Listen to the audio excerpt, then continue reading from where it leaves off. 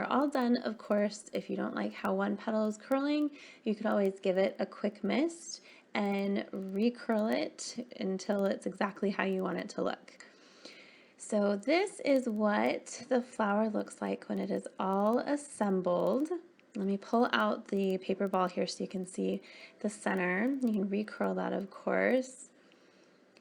And you can fuss with those petals as much as you want. Every flower you make is going to be unique and beautiful in its own way. The next thing we're going to do is add leaves. So I got out some green paper, and there's no leaf template for this flower, but that's okay because I just want to do a very basic leaf shape.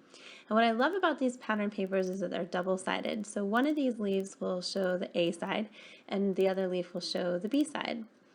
I'm going to fold each one in half and give it some dimension. And then I'm going to glue the leaves to each other, and then I'm going to glue the leaves to the back side of the flower. I just want to make sure that they're situated in such a way that they're not sticking out too far and that they look really nice with the petals that they are behind. And then it's time to add the brooch pin. So the brooch pin that I'm using is also a hair clip, and the back of it is concave. And so in order to make sure that my glue is really attaching to the flower, I'm putting the paper ball back inside so that I can push down on that with my fingers and make sure that the flower really, really attaches to the clip. So I'm just pushing really hard, making sure that flower makes contact with the glue. You don't want to be wearing this and have it fall apart.